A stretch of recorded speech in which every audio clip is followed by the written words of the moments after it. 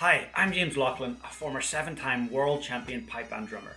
I want to share with you a little bit of a lesson inside my pipe band drumming inner circle. So every week I have a live practical lesson delivered either by myself or one of my amazing lineup of tutors. So you're going to see a little snippet from that today. And hey, if you would like to get your hands on a free drumming course, a full video course called Drumming Transformation Week, just click in the link below. And hey, don't forget to hit that subscribe button. I put out so many video tutorials on pipe band drumming, so I hope you enjoy it. Now, some drummers tell me that they have difficulty reading music and that it's holding them back, and I believe them. In this day and age, so much personal development and drum corps development during the off season can depend on a person's ability to read exercises and scores. So it's vital that they can communicate in this manner. But that being said, I don't think many drummers are giving themselves enough credit for what they do know about reading music, especially drummers involved in the inner circle here. Today's introductory section, or, today's introductory session is for those drummers.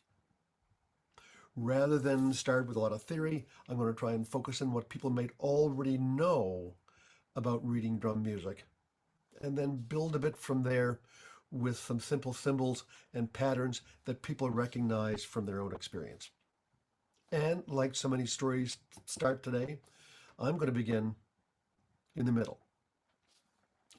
Most of us learn to read by starting with the alphabet and learning the sounds of the different letters and putting a word together by combining those sounds. It's called phonics. Sometimes it worked immediately, other times it didn't.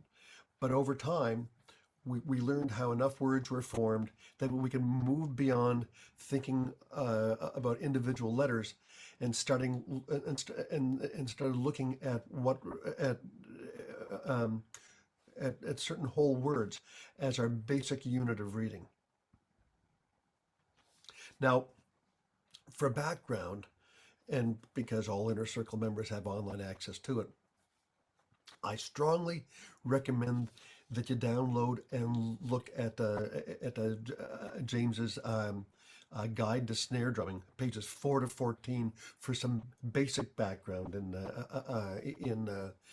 musical theory to supplement what you're hearing here. It'll put it in a much better context. So, based on the material that's been provided and exercise we've gone over many times in other inner circle sessions, what do I think most people know already about reading modern pipe band drumming sheet music?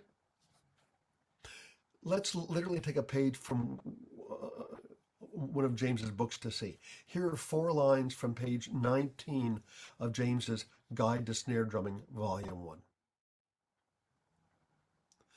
Now, most of you have already seen this music in some form already in many different places. And I think a lot of you at least could probably play each line, even if you still maintain that you don't know a whole lot about musical theory. What do we know about these 4 particular lines of music, though? What do you recognize? Well, you probably know that written pipe band snare drumming music uses a single line rather than a full staff. Notes written above the line are played on the right hand. Notes written below the line are played on the left hand. By the way, that's called the monolinear system of notation, and it was developed in Switzerland by Dr. Fritz Berger. So have a look at these 4 lines. You can see that each line is divided into a section called measures or bars, and that these bars are separated by lines called bar lines.